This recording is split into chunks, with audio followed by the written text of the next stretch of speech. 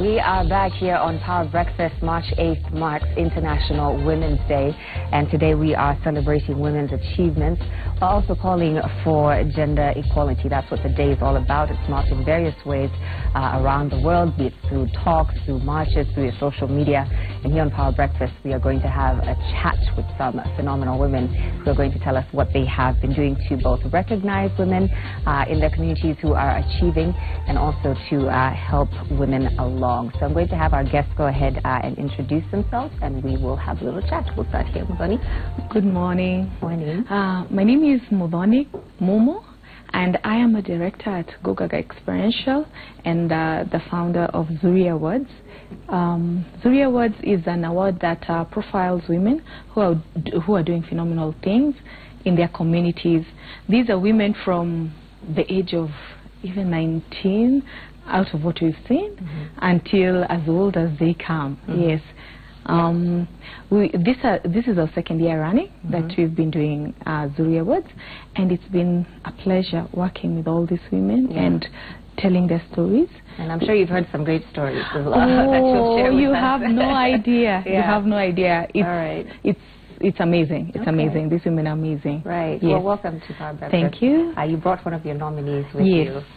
So I'll have her introduce herself. My name is Umul Khair Harun from Garissa County. I am 22 years now. I turned 22 last week. So happy birthday. Happy belated birthday. Thank you. So I founded an organization. It's called the Kesha Alliance. We operate in Garissa, just helping young girls go to school, mentor them through career, talks, and such support is what they need, and we try to give them, that. And this year you're nominated as a phenomenal woman for the at least, our work has been recognized, so it's really exciting for us, Well, welcome to Power Breakfast. Thank Just you. a little bit about International Women's Day again. This has been going on since the early 1900s. It brings together organizations, charities, NGOs, people just to talk about what it is that gender inclusiveness means, and some of the achievements that women have managed to achieve in their societies. So this is a patriarchal society, right? What maybe you could talk about the importance of appreciating female achievers. This morning I was having a conversation with a man who said, na nyinyi wanawake mnajipenda sana, mnajipatia tu masiku, Valentine's Day, International Women's Day. I said, no, you guys have the rest of the year. Yes. We have to pick specific days to celebrate ourselves. So talk about the importance of appreciating female achievement. Probably I should start by saying this is the year of the woman. And imagine all the other years have been about men. Exactly. So this is outstanding. And it's important to recognize women who are doing fantastic things, because what I've come to realize is that there are so many women who are out there. They do things because of their heart, what they feel, passion, and things like that. But really, when you come to think about it, we only know of Wangare Maathai and who else? I know. And now Lupita Nyong'o. Really, there's not too many role models to have for the young girls. And yesterday I was having a conversation, and people were talking about slay queens and how and how 21-year-olds, that's what people are focusing on. We're focusing on creating videos of how to do makeup. Once in a while you'll see someone doing craft and things like that. But really, you haven't come to see the person who's bringing change in their community in their own small ways, because sometimes this change doesn't need like you to do like outstanding things. The little thing you do is what brings the change. So by seeing this, we realize that we need to bring to the forefront what these women are doing, rather than just wait for top 40 under 40 or the other awards that are done, because I'm sure someone will ask me, why are you doing this award? This one is now a profile. It's a physical profile of your activities and what you're doing, and it's a community-based kind of activity. No, we have a few who are work-based in terms of leadership, but the rest are all community leaders, people who are doing things within their community, for their community, for girls, for women, for youth, and some even touch men. So, and something else, when you empower women, women actually are the builders of our society. I I know some men will be like, oh, yeah, we're the women, backbone. we are the backbone. And so if you empower a woman, you empower the whole society. We have that giving nature that you do not want to keep it to yourself. And by empowering this woman, and probably like, for example, Umi who's like, oh my gosh, 22. I don't know, even want to talk about what I did at 22. But she's 22, and by empowering her at this point in time, I believe that we'll be able to see her do greater things and get the strength to be able to do it because of the fact that someone has recognized her and someone has talked about what she does and someone is really taking a keen interest on what she's doing, and probably a few people out there will see what they're doing and be able to support them. I want to hear about your day-to-day life as a 22-year-old woman in Garissa before you even come to the inspiration of what led you to form this organization. I'm a student to start with. I'm going to my third year. I'm doing applied computer technology at USIU. So I think my whole story began way back when I went to high school.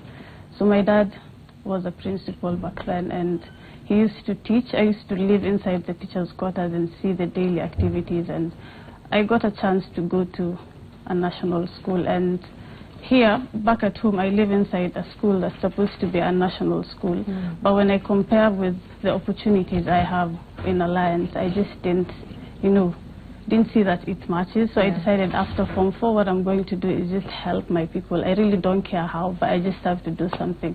So we teamed up with a few youth from around who wanted to also do the same, and we came up with this organization. We called it the Kesha Alliance to just mean we're the future. So we started off, and there are a lot of challenges because the main issue is just shared vision. Most of you want to do something, but you don't come to a common agreement. And again, finances and challenges with registration, but we decided whatever, we're going to do it. So we came up in 2015 is when we did our first event, which was tree planting, and then we started the career mentorships from around, and we realized people are liking this because when you go to a school today, the girls are like, wow.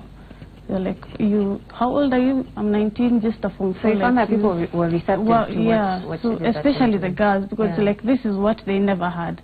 Career talks are very rare in school, so we decided we'll keep on with this. We went on for more activities.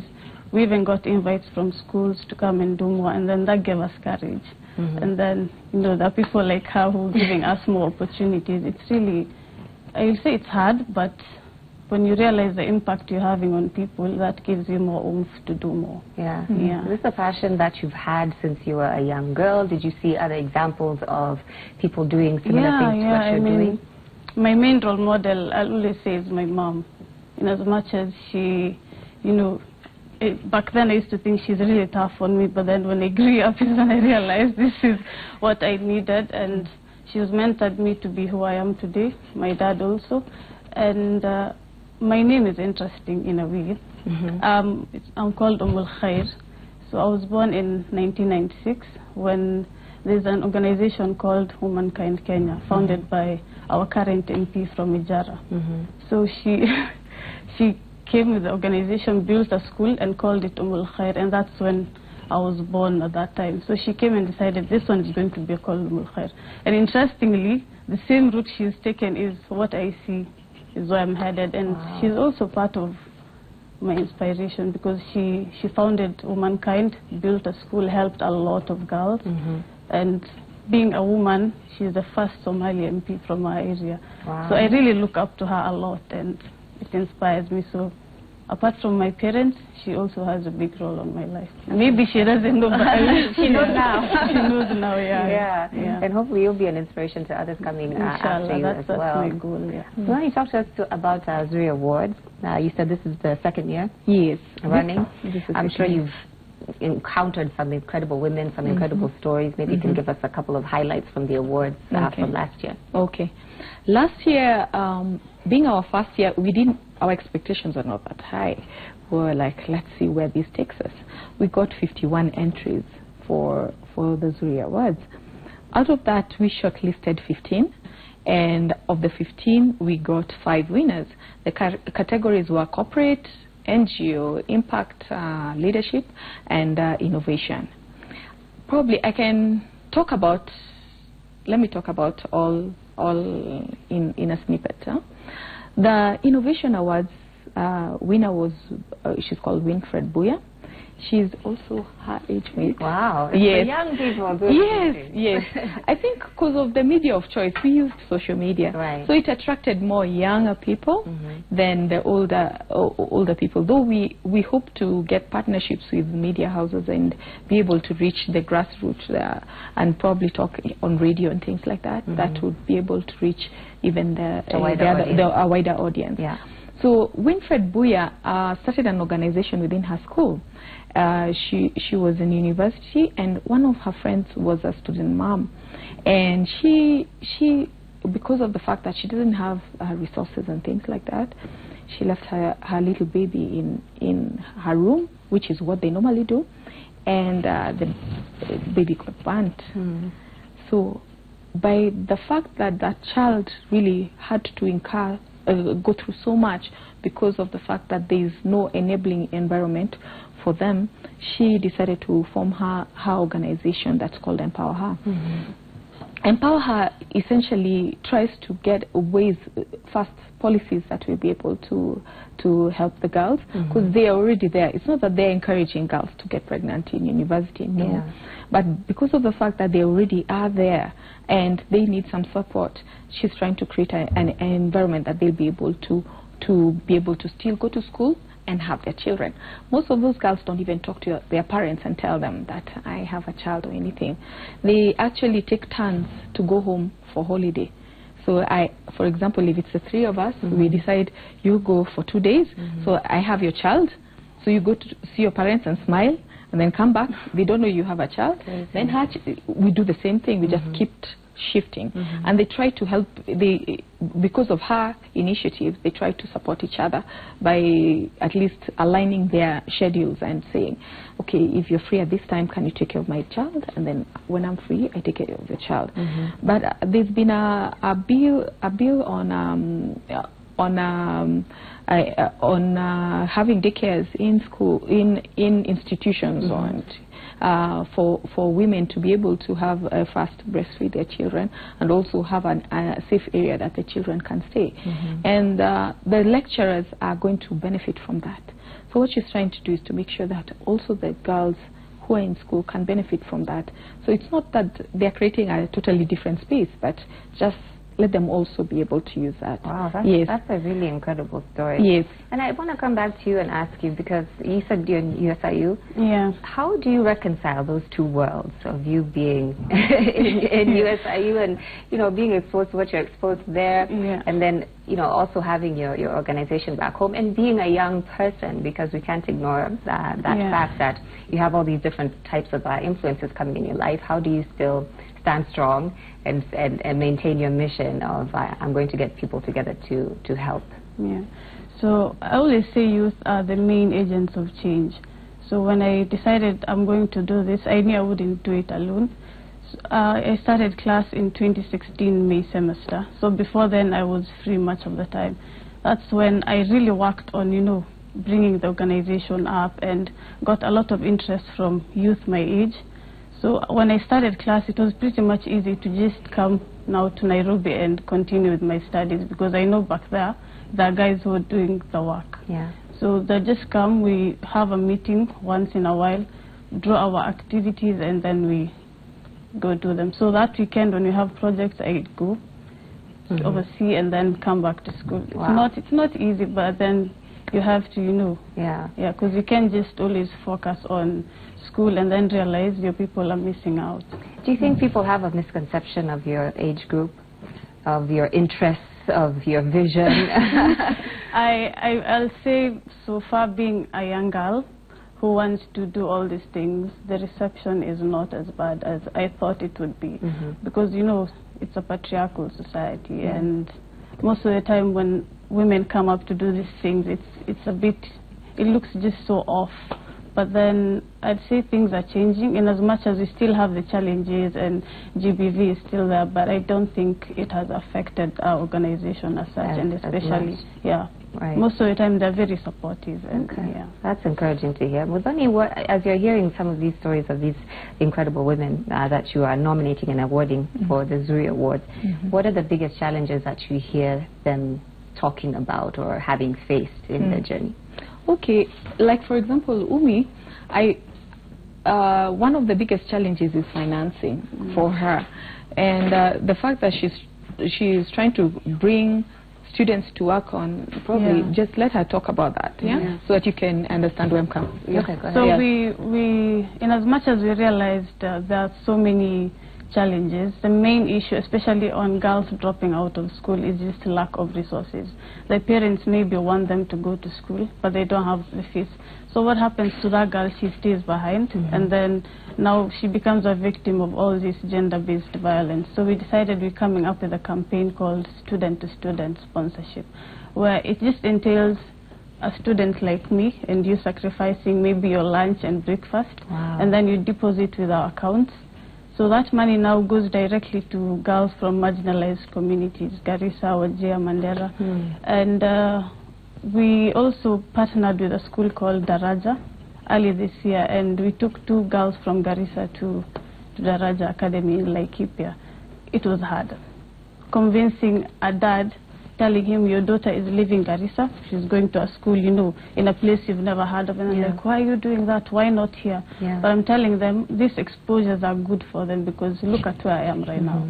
And so the campaign is just about, we're linking 40 universities. We've identified 40 campuses, and then each campus just gives us 10 students who will pay just 1,000 shillings, and then that amounts to 400.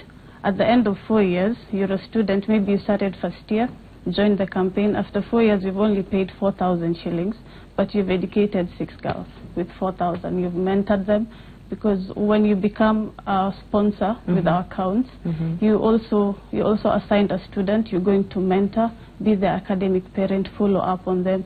So that you're also making youth have a sense of identity, because we also suffer from identity crisis. That's why you'd see us all over, you know, Snapchat, all this social media that's not really helpful at the end of the day. That is an incredible program. So the main challenge for that is the branding, because this is something we're going to do online, because most of the time we don't have the resources to go to pitch our tent in all these campuses. So online is where we're doing the registration, the mobilization, but the social media branding is what we don't have. And if we get, you know, people who want to partner with us, work with us, students who want to come on board, they can just, you know, join anytime, because we need a lot of support. Whether it's finance, branding, and all those things. So there was, out of that, we felt that there is first affirmation for people to believe in what they're doing. And then there is also the fact that they need to be profiled or figure out a way in which they can package what they already have, so that they can use that to leverage to get, if it's financing or whatever it is they're looking to get. So those are the 2 main things that we've come across. Because she would need financing, she would need to get profiled. So by we create stories, video stories, photography, and we also have write-ups of what they do. So this is something that is their property. At the end of the day, they can use that. Buya, for example, has used it to win other awards, and she's been able to get scholarships and get partners based on what she's been profiled. That's important, right? Because when you're talking to people who have achieved, you know, on community-based programs, they might feel like, well, I'm just this small nobody, you know, helping 5 women. Who am I even to ask someone for money to continue this program? So there's that issue, and I like that you tackle that right from the root. With the women that you mentor, what do they tell you are some of the biggest issues that they need help with as you're talking to these young girls in schools? So in 2016 and last year, we did a survey in schools. So we sent the forms out to girls in different schools, and during also our mentorship times, they told us, other than school fees, is, you know, education in Garissa. The teachers are not there, And then there's this fear girls normally have about the technical courses. Okay. So they're like, even if I want to do it, maybe there's no one to really teach. So if that is a challenge, and then mostly, in as much as we want to help, that's a bit, you know, a wider topic for us to deal with. So that's the main challenge. The teachers' insecurity has really affected us a lot. And then there's most of them, their parents really don't want them to even go on in school, because they have that notion, this one is going to not make it, get married, stuff like that. So that belief that investing in a girl is not worth the time, especially that problem is not even in the urban towns like Garissa town, but in the interior villages. It's really rampant, because also the nomadic aspect of it, most of them just stay home, take after the cattle, and And that must be a challenge, another challenge for you, the generational issue of you coming, like you were saying, to come tell somebody's father, I want to take your child to school somewhere else, and it's just, it's a bit difficult. Doesn't make sense to them. Because when we were convincing one of the girls we took to Daraja, her mom, I mean her dad really wanted her to go, but that fear, what might happen, what if. So at least he was open-minded about it. She also had a brother who really supports her, and she managed to go. But the other one had a bit of a moving story where she has no mom to start with, and her dad was, you know, part of the Al-Shabaab. They kidnapped him. So that story was really difficult to handle, because you don't know who to really take as her guardian. You don't know who will be responsible in case anything happens. But she was really determined, because she took herself to school. She was called to NEP Girls, went with her admission form and was like, I have no mom, no dad, but you guys have to accommodate me. I really don't have school fees, but that's up to you. I want to school. So when we came through, Daraja really partnered with us, and we were so happy. We told them about this girl, and they're like, we're taking her, don't even worry. And those guys, they're really doing a good job. Daraja, That's incredible. Back to the awards. So you've talked about building profiles for these women that you are recognizing. What else is it that you're awarding them with or offering them as part of your initiative? Okay, we did a training yesterday for, I hope it's helped build your, we have realized it's very hard for people to talk about what they do. So there are various things that we want to do. We want to create capacity within them to be able to brand themselves and talk about what they're doing. So we have partners who are doing that. We have other partners who want to take up some of the winners, the projects, and adopt them and be able to push them to the next level. So that's another aspect that we are working on. We have 2 that are already taken care of, but we have another 3 that we are hoping that will get other companies coming in to help, at least even if it's a CSR activity or as part of a sponsorship. That would be a good thing for some of the winners. More to that, we'll have a lot of mentorship and going on, because we have had quite a number of people who expressed interest to mentor, especially the young people, mentoring them to be able to get their organizations to the next level.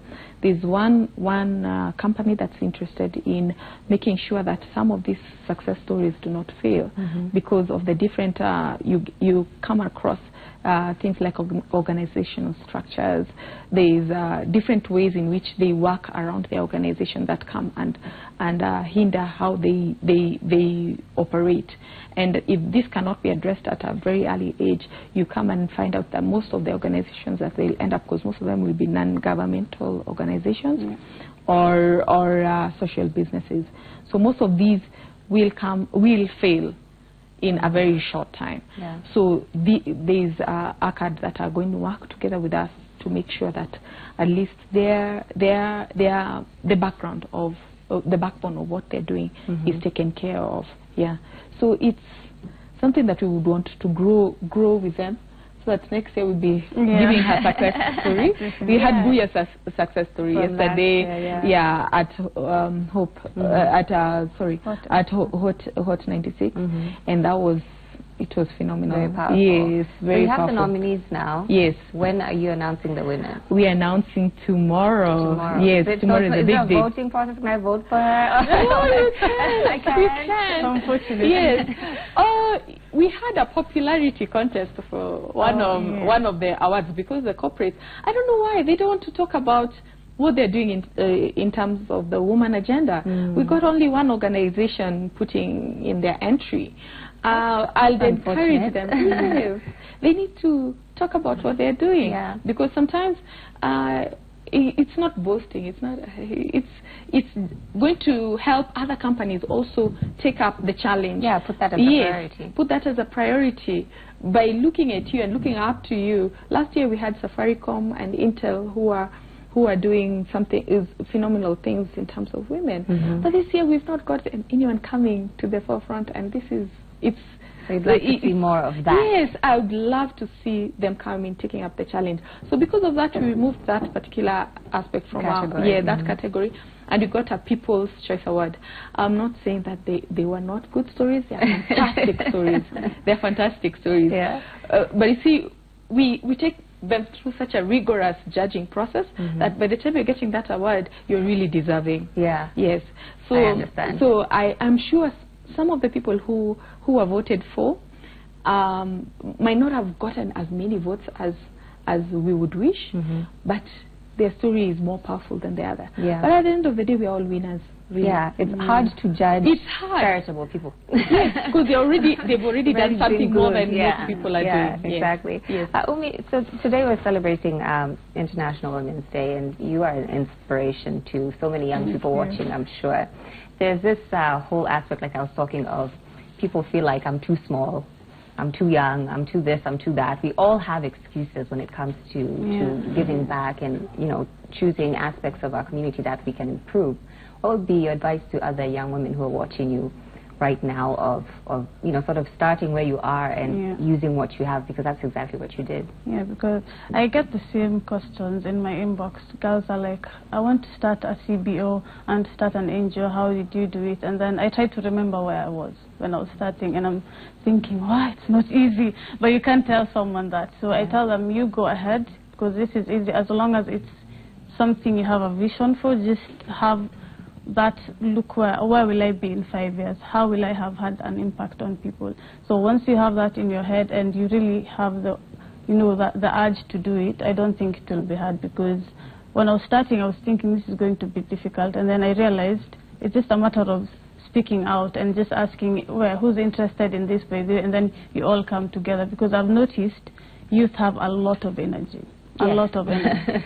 So and then they also suffer, as I said, identity crisis. So when you help them identify who they are, and then you tell them this is what you can do together and this is what can happen, they're all, in it. They're empowered because they realize they can contribute to something. We're very powerful as the young generation, and if we all decided to do one or two things, we would be far, even as a country. Yeah. And I'll come back to you so you can give us more details on the Kesha Alliance. But Muzani, I want to take final comments from you as we celebrate International Women's Day. You can talk about the awards. You can talk about inspirational, achievers who are female in the communities. Okay. For me, I'd like to appreciate all the people who brought in their entries. There are actually 14 organizations and individuals that brought in from around Africa. Wow. But we can't take you all in at this point in time. We hope to grow to be a Pan-African award. I would want to give them some what do you call it? Yes.